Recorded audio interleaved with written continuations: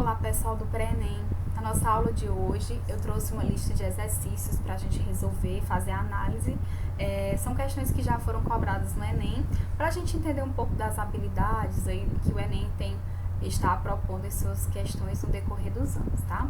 Então é a nossa aula 7 com exercícios do Enem. Observem essa imagem, gente, porque aí depois eu vou falar um pouco sobre ela para a gente poder resolver a questão. Essa imagem aqui, né, a gente está observando que tem uma garotinha e observem que tem na frente dela tem esses homens, né, na frente, atrás, como se estivesse fazendo uma escolta, uma proteção, escoltando ela. E aí a gente idealiza aqui pela imagem que ela tá com material escolar, então ela tá indo para a escola, voltando da escola. E aí, aqui, gente, é a competência que vai ser cobrada aqui, a competência 4. Na área de linguagens, códigos e tecnologias, as competências que constantemente são cobradas são as competências 4 e 5.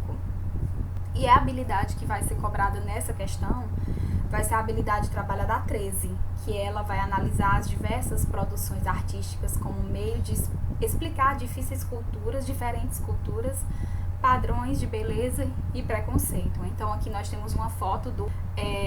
deixa eu só tirar esse cronômetro aqui da frente, só um minutinho. Uma foto aqui, uma fotografia de uma pintura, né?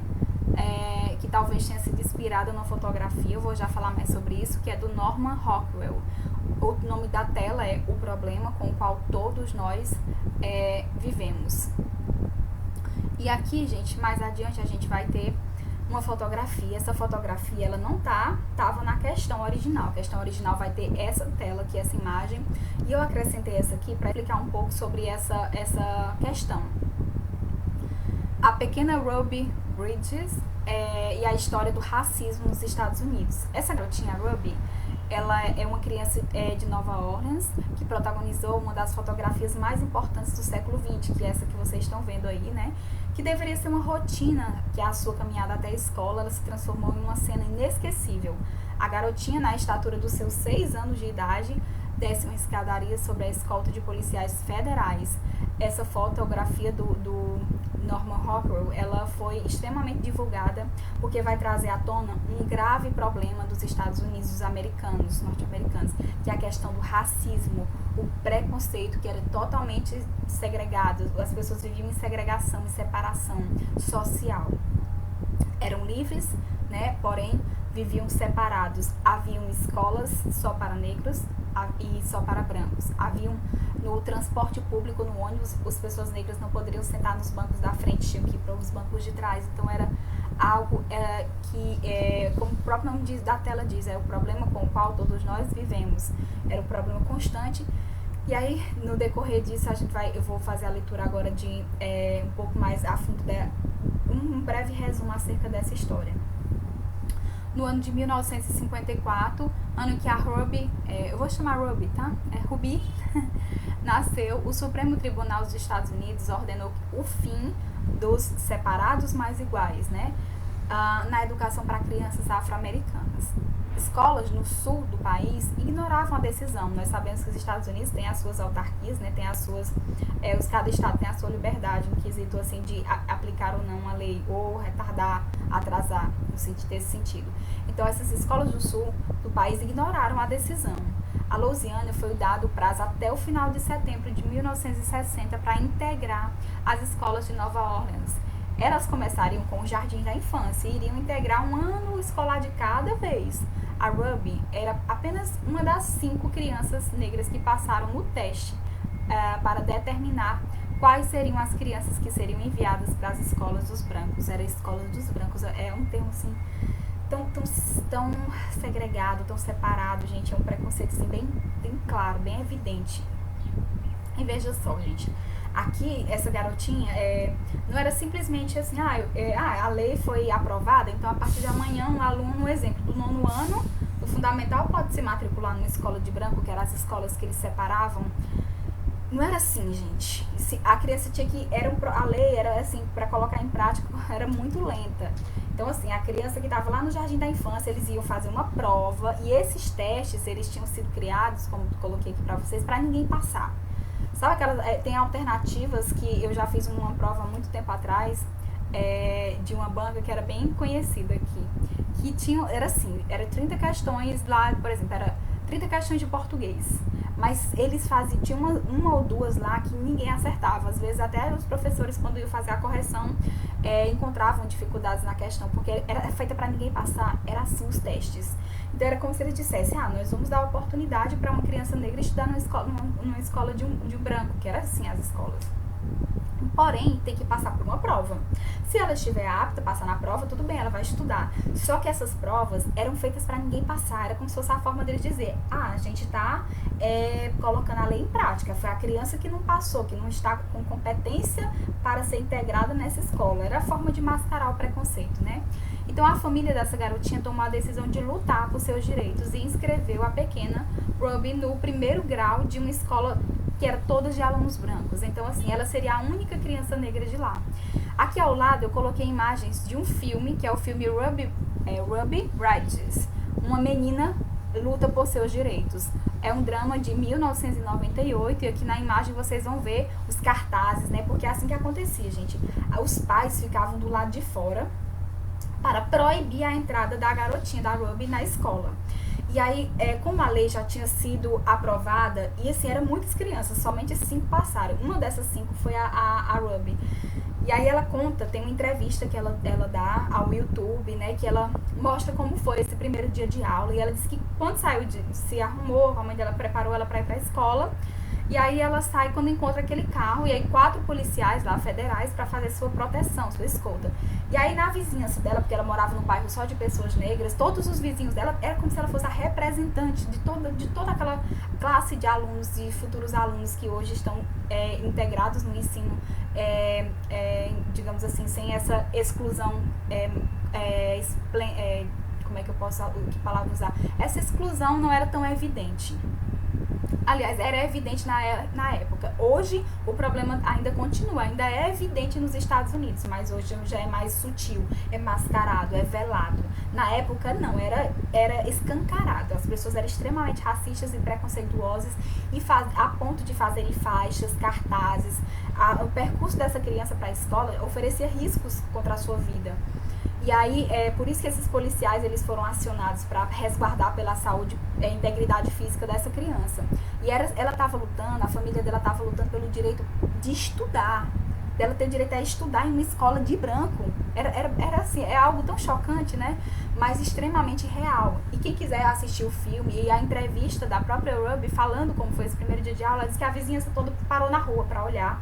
E ela criança, 6 anos, sem entender o que estava acontecendo. Quando ela entra no carro e ela lá, sem entender, ela pensa que... Aí quando ela chega na porta da escola, tem lá vários pais, os pais dos alunos, fazendo protesto na frente da escola, gritando palavras de ordem, palavras pejorativas, palavras preconceituosas, com faixas e cartazes. E ela disse que pensava que era uma festinha, sabe? Que era, sabe, um carnaval, assim, todo mundo lá fora, ela não estava entendendo nada. Entrou na escola. O fato desses pais estarem na porta da escola não foi o único obstáculo. Quando ela adentra os muros da escola, a sala de aula, as professoras não queriam dar aula para ela. Os pais não permitiam que seus filhos estudassem na mesma sala que ela. Então, assim, era muito difícil a situação. Apenas uma professora rasgou o preconceito, se mostrou totalmente contra aquela situação e decidiu que iria dar aula para Ruby. Então, ela vai ser a professora da garotinha, tá, gente? E aí ela vai contar como eram as aulas. Era só elas duas. A professora dava aula somente para ela e todas as outras crianças separadas. Então, assim, a lei estava sendo cumprida em tese, né? Mas na prática não era assim que funcionava. E a Ruby disse que em dado momento, ela escutava as crianças na sala ao lado, conversando, sorrindo, interagindo. Aí ela olhava para a professora e perguntava, tem crianças ali? A professora ficava silenciosa, cabisbaixa, não respondia. E todos os dias a professora dela ia lá na diretora e lutava a favor dela. Dizia, olha, essa criança ela não pode estar separada, ela não pode estar afastada, ela tem que estar estudando com as outras crianças. Era a única forma, gente, de integrar, de quebrar com esses preconceitos, de integrar de fato os cidadãos como cidadãos iguais. Era assim, era partindo do princípio da educação. Mas para que isso acontecesse, muitas barreiras tinham que ser quebradas. Então essa garotinha enfrentou muitas coisas. E ela disse que todo dia a professora ia lá reclamar com a diretora por que essa garotinha está estudando separada das outras. Até que um dia ela conseguiu ir com a professora para uma sala vizinha. E na sala tinha as crianças sentadas no chão. E ela quer sentar também para brincar com outras crianças. Quando um garoto levanta e diz que não pode brincar com ela, porque a mãe dele proibiu que ele brincasse com ela, porque ela era uma criança negra. Então, assim, é um tema bem forte. E essa questão, ela vai trazer exatamente essa temática, falar sobre esse tema.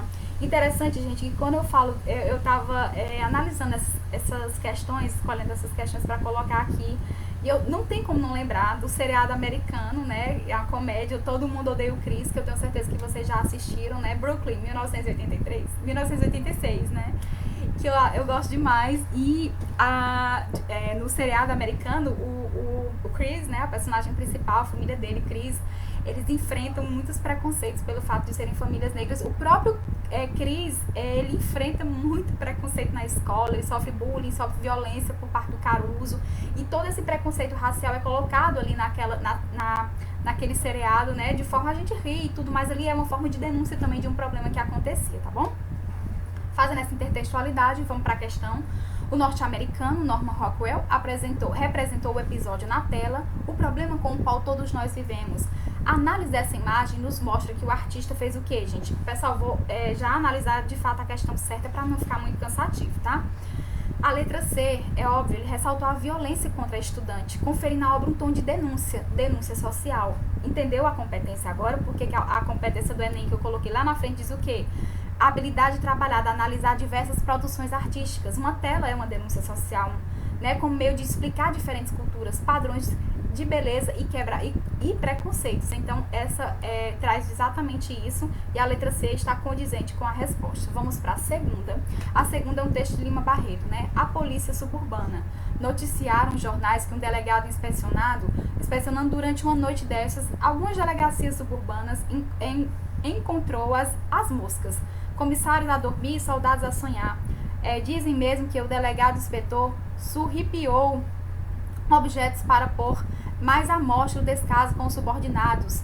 Os jornais, com aquele seu louvável bom senso de sempre, aproveitaram a oportunidade para reforçar as suas reclamações contra a falta de policiamento nos subúrbios.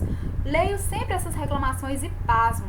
Moro no subúrbio há muitos anos e tenho o hábito de ir para casa da alta noite. Uma vez ou outra encontro um vigilante noturno ou um policial, e muitas poucas vezes é me dado ler notícias de crimes nas ruas que atravesso. A impressão que eu tenho é que a vida e a propriedade daquelas paragens estão entregues aos bons sentimentos dos outros, e que os pequenos furtos de galinhas e coradouros, né, não exigem um aparelho custoso de patrulhas e apitos. Aquilo lá vai muito bem. Todos se entendem livremente, o Estado não precisa intervir corretamente para fazer respeitar a propriedade alheia. Penso mesmo que se essas coisas não se passassem assim, os vigilantes obrigados a mostrar serviço procurariam meios de modos de efetuar detenções, e os notívagos, como eu, ou como pobres diabos que lá procuram, dormiam seriamente, sem serem incomodados, com pouco proveito para a lei e para o Estado. Os policiais suburbanos têm toda razão, devem continuar a dormir. Eles, aos poucos, graças ao calejamento do ofício, se convenceram de que a polícia é inútil. Ainda bem, né? Vida Urbana 28/12 de 1914. No início do século XX, a cidade do Rio de Janeiro, a então capital, né, da República, passava por intensas urbanizações. A crônica de Lima Barreto demonstra o olhar atento do autor quanto a aspectos sociais nesse processo. Faz uma crítica de costumes.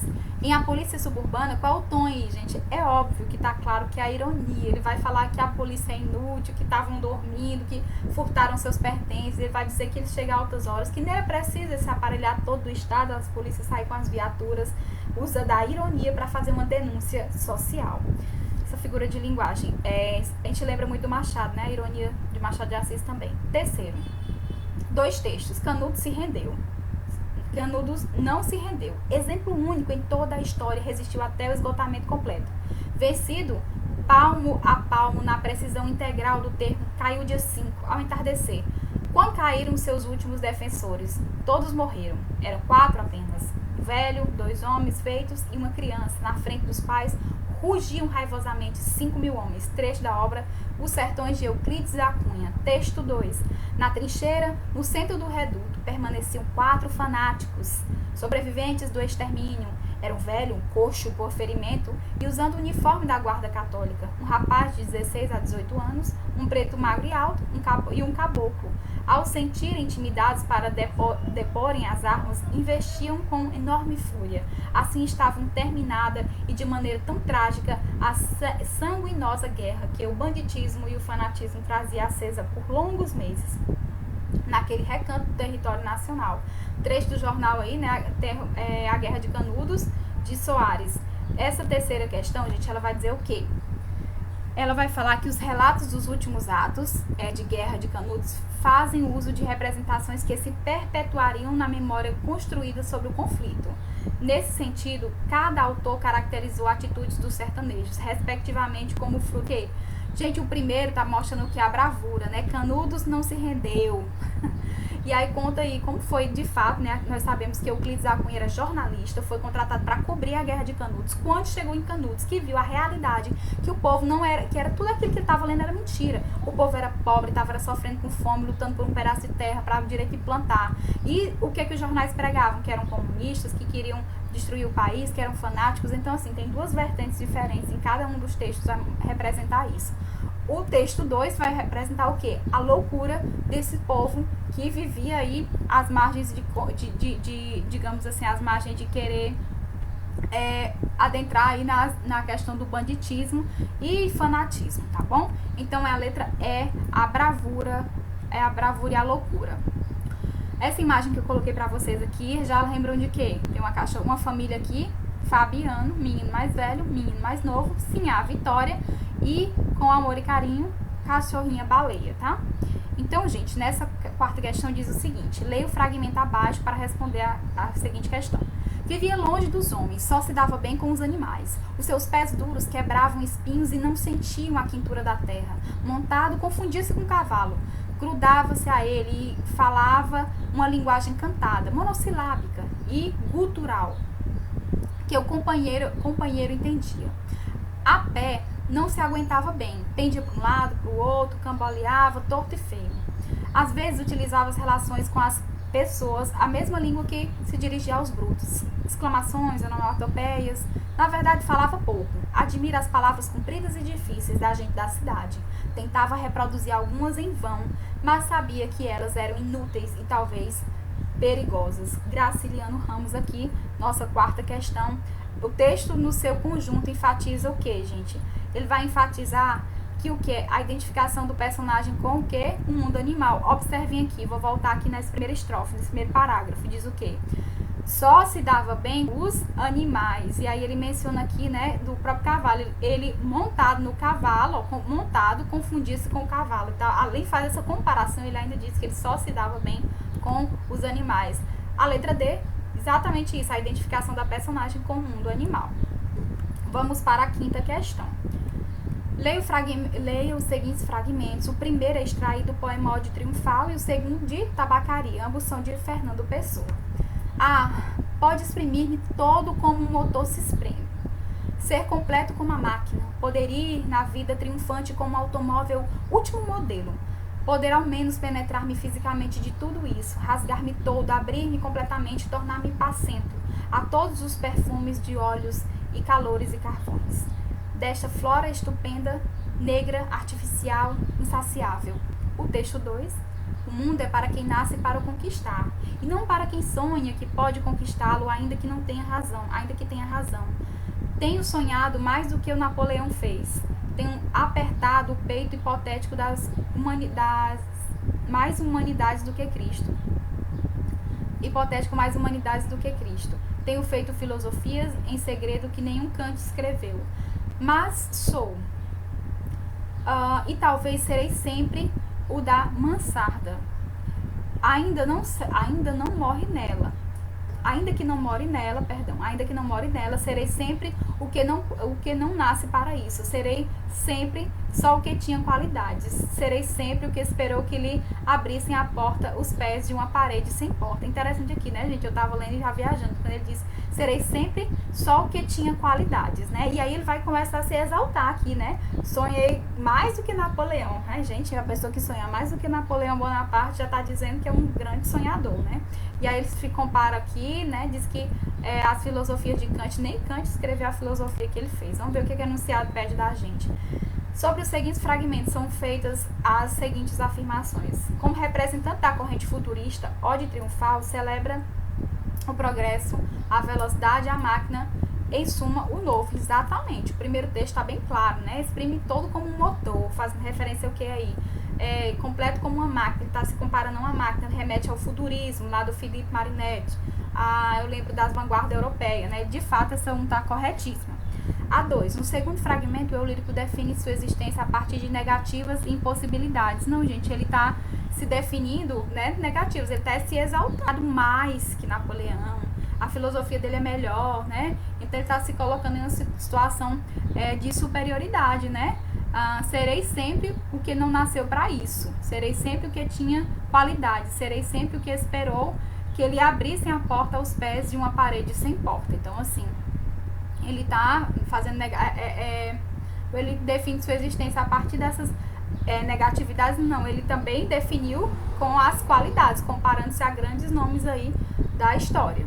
Então não está certo. 2. O 3 diz: o eu lírico, no segundo fragmento, associa-se a grandes vultos históricos, sim, com vistas a superar o caráter provinciano do português. Exatamente, gente. Aí interessante que a gente pode fazer uma intertextualidade com os Lusíadas de Camões, que eram os tempos áureos dos portugueses, as grandes navegações. E nesse segundo poema Tabacaria aqui do Fernando Pessoa, é interessante que o Fernando Pessoa ele vai trazer à tona, em sua escrita também a exaltação do povo português, tá, gente? É outra característica. Mas como o Fernando Pessoa ele não é somente um, ele é muitos, os seus heterônimos estão aí para provar como ele se multiplica, ele vai ter inúmeras faces, né? Ele é multifacetado. Nessa questão aqui do tópico 3, está condizente sim com o segundo fragmento, tá? O segundo poema. Então, 1 e a 3, qual é a alternativa? Letra D. Podem marcar aí a terceira. Vamos para a próxima. Aquela senhora tem um piano que é agradável, mas não é o correr dos rios, nem o murmúrio que as árvores fazem. Para que é preciso ter piano? O melhor é ter ouvidos e amar a natureza. Que lindo, né? Ele diz assim, sobre o poema acima, apresentado, né, de Alberto Caeiro, que é um heterônimo do Fernando Pessoa. É incorreto dizer o que, gente, sobre esse poema? A gente vai procurar aqui na letra D, que diz o que? Ele reforça a ideia de que a natureza e as produções humanas estão sempre impregnadas de história e sugestões de metafísica. Na verdade é o contrário, né? Então por isso que ela está errada. As produções humanas são sempre impregnadas de sugestões metafísicas. Na verdade não, né? Para que é preciso ter um piano? Melhor ter ouvidos e amar a natureza. Nem sempre é preciso ter um piano para ser feliz. Vamos para a próxima, 7ª questão. Diz o seguinte: questões relativas ao poema Mar Português. Ó mar salgado, quanto do teu sal são lágrimas de Portugal. Por ti cruzamos, quantas mães choraram, quantos filhos em vão rezaram, quantas noivas ficaram por casar, para que fosse nosso o mar. Valeu a pena? Tudo vale a pena quando a alma não é pequena. Lindo esse poema aqui, né? Quem quer passar além do bojador, tem que passar pela dor. Deus ao mar o perigo e ao abismo deu, mas nele é que espelhou o céu. O poema de Fernando Pessoa se refere à conquista dos mares pelos portugueses, o início da Era Moderna. Interessante, né? Que já remete aqui. É impossível, a gente já lembra aqui, quando esse poema de Fernando Pessoa, a gente lembra de Camões, os Lusíadas de Camões, né? Se os resultados finais, mais conhecidos dessas grandes navegações foram a abertura de novas rotas comerciais em direção à Índia, a conquista de novas terras e o espalhamento da cultura europeia, aqui do Brasil inclusive, né? Alguns elementos desse contexto histórico, cuja articulação auxilia na compreensão das origens dessa explanação marítima. São o que, gente? O avanço das técnicas de navegação, buscando do mítico paraíso terrestre a percepção do universo segundo uma ordem racional, certíssima, gente. E esses avanços dessas técnicas de navegação, né, que custaram caro, né, custaram caro em termos monetários e também em termos sentimentais. Ele vai dizer que as lágrimas das mães que ficaram chorando, porque, gente, muitas embarcações naufragavam. Muitas pessoas nem voltavam mais, porque ali a gente sabe que existia o Cabo das Tormentas, né, que durante muito tempo, muitas embarcações não conseguiam contornar esse Cabo das Tormentas. A gente vai encontrar isso na obra Os Lusíadas de Camões, quando ela vai falar de quê? Quando o poema fala, no fragmento que vai falar sobre o gigante Adamastor, que ele vai criar a imagem de um gigante, como se fosse ali o Poseidon, né, da mitologia grega, que esse gigante devorava todas as embarcações que passavam por lá. Vasco da Gama, bem colocado aí na figura de um português ilustre, extremamente inteligente, que foi isso que o Camões fez. Ele exaltou a imagem do povo português como sendo aqueles que se destacavam em todos os sentidos, intelectualmente falando. E aí o Vasco da Gama, todas as situações adversas que ele enfrentou para chegar nas Índias, né, para fazer esse percurso, ele se sobressaía bem em todas. Então, lá no fragmento de Camões, assim que ia trazer à tona essa questão do mar português, né, de quão difícil era desbravar esse mar, gente. É por isso que os portugueses, eles se destacaram tanto, porque enfrentar o mar era extremamente desconhecido na época. Existiam muitas lendas que falavam que as pessoas que iam fazer essas viagens não voltavam mais, que existiam monstros marítimos, e essas lendas inspiraram também Camões a escrever, porque a gente vai encontrar na obra, né, nos Lusíadas, a gente vai encontrar inúmeras adversidades, né, o canto da sereia e a maneira como Vasco da Gama era inteligente, que ele mandava os seus súditos ali colocarem cera nos ouvidos para não ouvir o canto das sereias, para não serem seduzidos por ela e continuarem remando, e mandavam que eles o amarrassem lá na proa do barco para ele não ser seduzido pelo canto da sereia. Gente, incrível, assim. Então, assim como Camões, Fernando Pessoa também vai trazer de volta a autoestima, por assim dizer, do povo português, tá? Então, gente, na sétima questão, nós vamos falar os avanços, né, dessas técnicas de navegação, a busca do mítico paraíso terrestre, né, era não só o caminho das Índias, mas desbravar conquistar outras terras. A percepção do universo segundo a ordem racional, de fato, está corretíssima aí na letra A, né, da sétima questão. Podem marcar no gabarito de vocês, tá? A oitava questão, ela diz o seguinte: ainda em relação ao poema Mar Português, responda. A frase "tudo vale a pena quando a alma não é pequena" remete ao quê? Essa aqui vai dizer o quê? Vamos voltar lá pro poema? Deixa eu só voltar aqui, ó. Aqui ele tá falando o quê? Ele vai fazendo, a primeira estrofe, ele vai falando o que? O mar, ó mar salgado, quanto do teu sal são lágrimas de Portugal. E inúmeros poetas cantavam, né? Isso. Quando as embarcações iam partir, gente, ia toda a família, as noivas, né? A gente lá lembra daquela questão mais romântica, as noivas que ficavam ali, né, enxugando as lágrimas com seus lencinhos e jogavam lá pros seus amores, seus amados que partiam nessas viagens. Imagine quantos não morreram aí, né, de doença, de peste negra, enfim, de tantas doenças aí que eram acometidos aí no decorrer dessas viagens. E aí ele fala: por te cruzamos, quantas mães choraram, e fato também as mães que perderam os filhos que não voltavam mais, né? Quantas embarcações naufragaram, enfim, muitas coisas aconteceram e eles não voltaram mais. Então, quantos filhos em vão rezaram, né? Ficaram órfãos também. Quantas noivas ficaram por casar? Porque fosses nosso mar. Aí ele diz: se valeu a pena. Aí ele vai comparar, vamos a reflexão das mães que choraram, dos filhos que rezaram, das noivas, né, que ficaram por casar e nunca casaram, esperando seus amados que não regressaram mais. Valeu a pena todas essas lágrimas para salgar o mar? E aí ele mesmo já responde na mesma estrofe: tudo, que é bem fático, tudo vale a pena se a alma não é pequena. E ainda tem uma conclusão aqui, peraí. E ele diz assim: quem quer passar além do bojador tem que passar além da dor. Quer dizer, para você conseguir a aprovação no Enem, você tem que estudar, tem que passar além do bojador, tem que passar. Quem quer passar além do bojador, quem quer passar no vestibular, tem que passar pela dor, pelo percalço, pelo estudo, pelas horas de dedicação. Deus, ao mar Deus ao mar, o perigo e o abismo deu, mas nele é que escolheram, mas nele é que espelhou o céu. Então ele vai fazer essa metáfora, né? O mar que refletindo, dá pra ver a imagem do céu em suas águas ali. E aí faz essa comparação aí, que lindo, o mar, a preciosidade do mar ali, que é tão grande, que ele reflete as imagens do céu que Deus criou. Gente, é muito Fernando Pessoa, né? Muito bonito seu poema. E ele vai dizer o quê? Ele vai dizer, aqui, gente, que quando o resultado leva à paz, os meios justificam a finalidade almejada. Então, assim, aqui os meios justificam os fins, né? As lágrimas todas valeram a pena porque os portugueses desbravaram o mar. Então, a alternativa A está condizente com a interpretação da estrofe Tudo Vale a Pena, quando a alma não é pequena. Bom, gente, por hoje está aqui. Eu deixei também o gabarito para vocês acompanharem. Nós concluímos essas análises dessas atividades inspiradas em questões dos vestibulares, aí, especialmente do Enem. Então, até a nossa próxima aula.